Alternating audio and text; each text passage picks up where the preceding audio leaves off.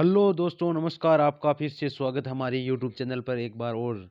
आज हम इस वीडियो के माध्यम से हम आपको बताएंगे कि फंडामेंटल ऑफ नर्सिंग यानी जो कि B R U H S university के सेकंड सेमेस्टर में आती है। फर्स्ट और सेकंड सेमेस्टर में दोनों में फंडामेंटल ऑफ नर्सिंग एक इम्पोर्टेंट सब्जेक्ट है। इसके एग्ज़ाम होने के बाद आपके एक प्रैक्टिकल फाइल बनाई जाती है जी यहाँ की, जिसमें देखो इसमें प्रैक्टिकल के नंबर भी जाते हैं आपके एग्जाम से। तो अब आप practical record book of nursing fundamental for BSc nursing, तो आप इस पर ये आपको हर एक कॉलेज में दी जाती है एग्जाम होने के बाद।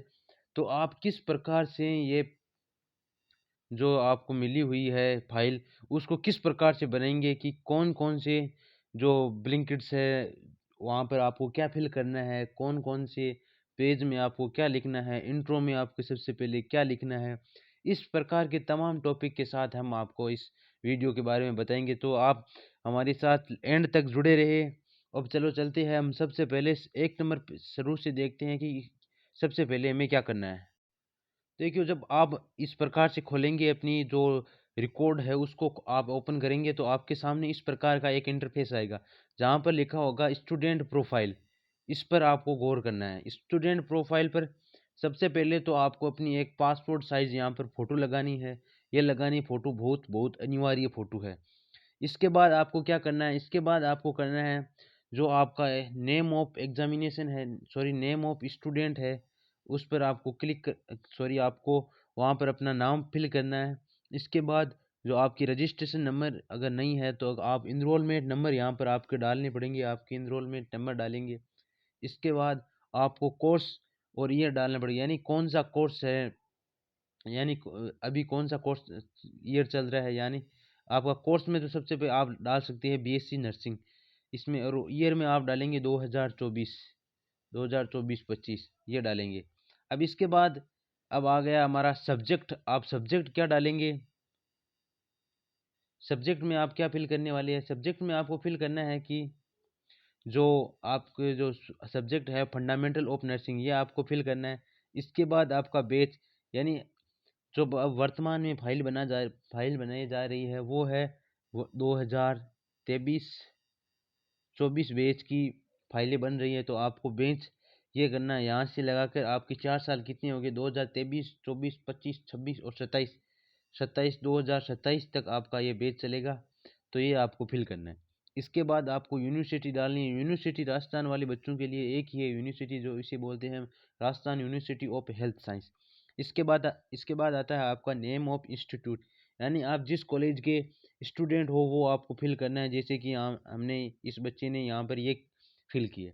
इसके बाद हम चलते हैं कि दूसरे पेज में तो आर्टिकल है हमारे, जो आर्टिकल इंस्ट्रूमेंट यूज आते हैं फंडामेंटल ऑफ नर्सिंग में, उनके बारे में बताया हुआ है। अब हम सीधा चलते हैं यहाँ पर। अब हम आ जाते हैं evaluation criteria for nursing health history.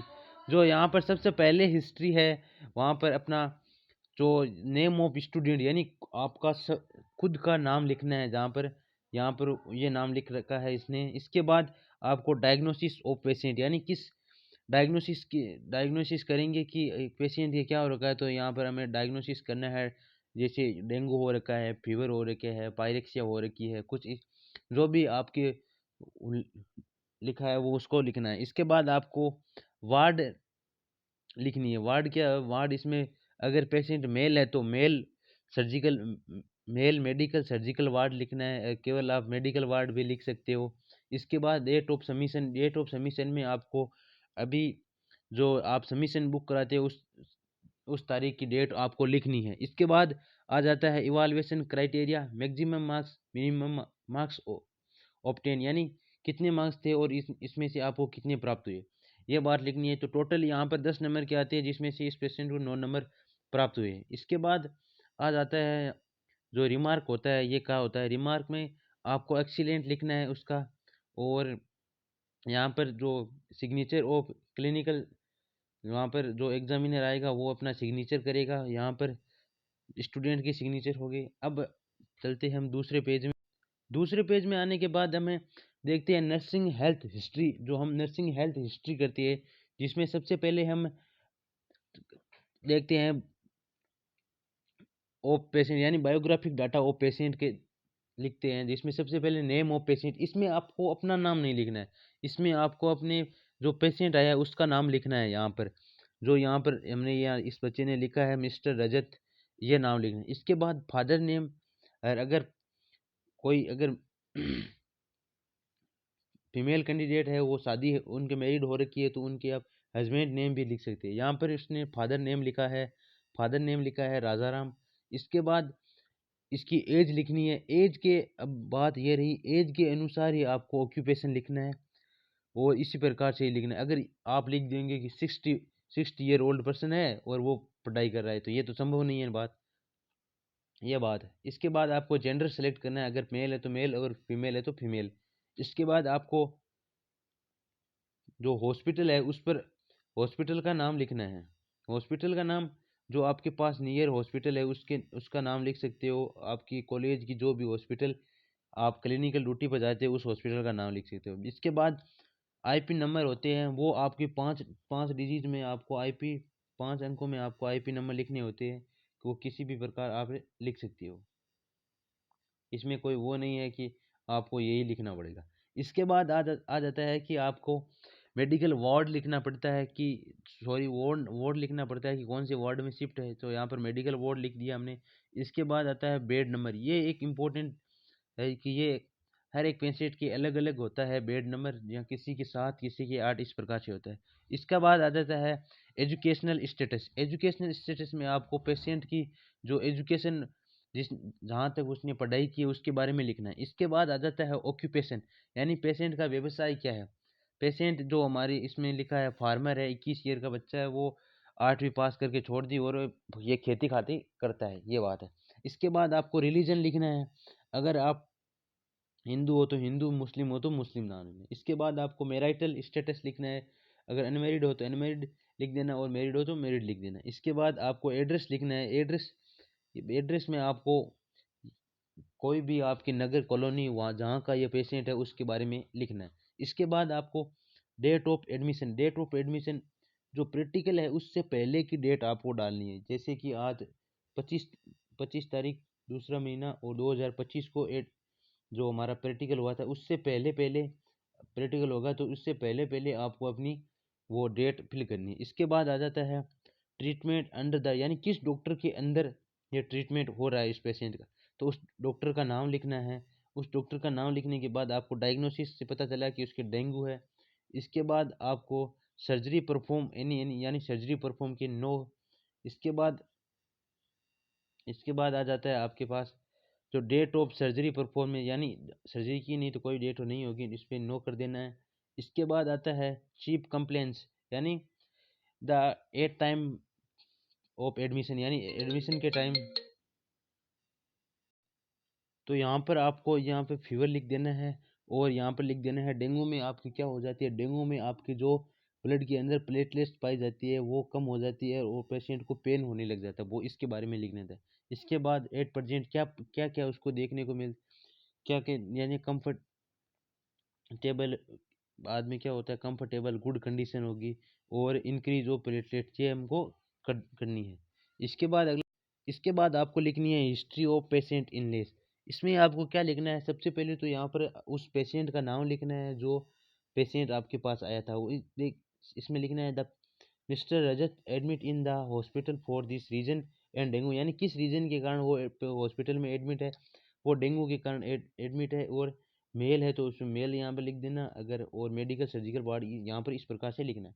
इसके बाद आ जाता है आपका पास्ट हिस्ट्री, यानी कोई पहले की हिस्ट्री हो उसके बारे में लिखना है। यहाँ पर नो नो कर देना है, अगर यहाँ सभी में नो नो कर देना है।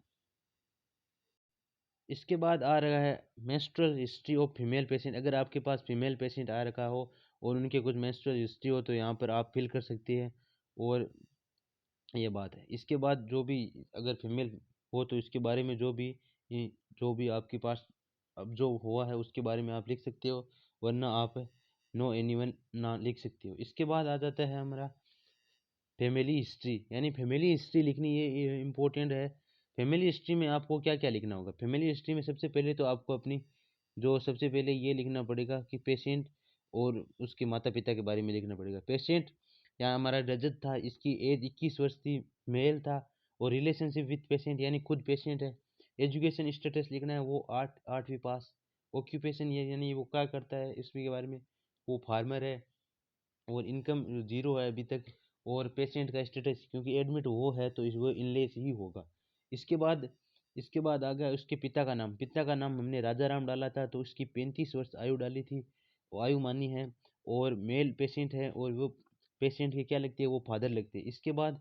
इसके बाद ये बात है कि वो इनके पिता कहाँ तक पढ़े हुए, इनके पिता 5वीं पास है, वो भी फार्मर है, और इनकी इनकम वो जो है 30,000 है, और इस जो हेल्थ स्टेटस है वो गुड है। इसके बाद आती है उसके मदर्स का नाम, मदर्स में हमने रूपा देवी नाम डाला है, और उनकी आयु हमने 32 वर्ष बताई है, फीमेल जेंडर डाला है, और ये पेशेंट के क्या लगते हैं, ये मदर लगते हैं।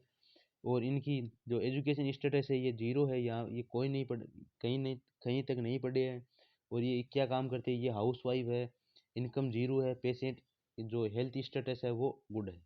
इसके बाद जो आता है हमारा फैमिली ट्री देखने के लिए ये इम्पोर्टेंट टॉपिक है, इसमें आपको सही तरीके से लिखना पड़ेगा। जहाँ पर जो एकदम ये गोल राउंड बना रहा है, या जहाँ पर आपको फादर का नाम लिखना पड़ेगा, वहाँ पर फादर को नाम लिखना है। जो ये बॉक्स के अनुसार आता है तो वहाँ पर आपको मदर का नाम लिखना पड़ेगा पेशेंट की। और यहाँ पर इस प्रकार से नाम आए, सॉरी इस प्रकार का सिंबल आए, तो वहाँ पर आपको पेशेंट का नाम लिखना पड़ेगा। ये आपको अच्छी तरीके से बनाना आना चाहिए। इसके बाद history of any recent date of family यानी यहाँ पर लिखना है, यहाँ पर नो कर सकती हो आप, रिलेशन विथ पेशेंट नो कर देना, एज ऑफ डेथ नो कर देना, कोज ऑफ डेथ नो कर देना, इस प्रकार आप कर सकते।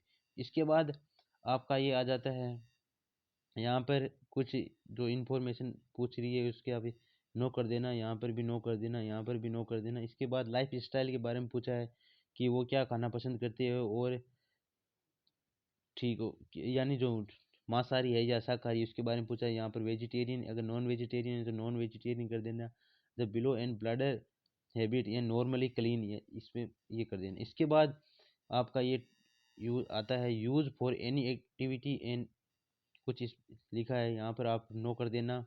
इसके बाद स्लीपिंग पैटर्न यानी एक दिन में पेशेंट नॉर्मली कितनी सोता है, ये 8 घंटे स्लीपिंग करता है। इसके बाद एक्सरसाइज नॉर्मल है, अगर मॉडरेट हो तो मॉडरेट एक्सरसाइज उनके पेशेंट यानी, और स्क्रिप्शन होते हैं नॉर्मल होते हैं। इसके बाद में आपको रिलीजियंस बिलीव, ये किसी धर्म पर विश्वास करता है, ये मुस्लिम ये सॉरी ये हिंदू है तो हिंदू धर्म पर करेगा। इसके बाद आता है इन्वायरमेंटल हिस्ट्री में फिजिकल टाइप ऑफ हाउसिंग यानी घर के मकान किस प्रकार है, पक्का है तो पक्का, कच्चा है तो कच्चा मकान। इसके बाद है इन्वायरमेंट हाइजीन क्लीन है। इसके बाद source of drinking water trap water है। इसके बाद है प्रेजेंट ऑफ फंगाई मॉस्क्यूट एंड रोबेट्स, यहाँ पर मॉस्क्यूट प्रेजेंट होते हैं, मच्छर। इसके बाद आते हैं डिस्पोजल एक्सक्रीट यानी यस इंट्रेक्शन या इंस्क्रिटेशन, यहाँ पर इन्वायरमेंटल पॉपुलेशन नो है यहाँ पर। और एक्सपोज ऑफ हार्टेज ऑफ वेस्ट यानी खतरा कोई नहीं है वेस्ट से, ये तो नो कर देना है। इसके बाद तो ये थी हमारी एक, इस प्रकार से हम एनसीपी बनाते, सॉरी प्रैक्टिकल फाइल के हम पहले जो एक आता है उसको हम बनाते हैं।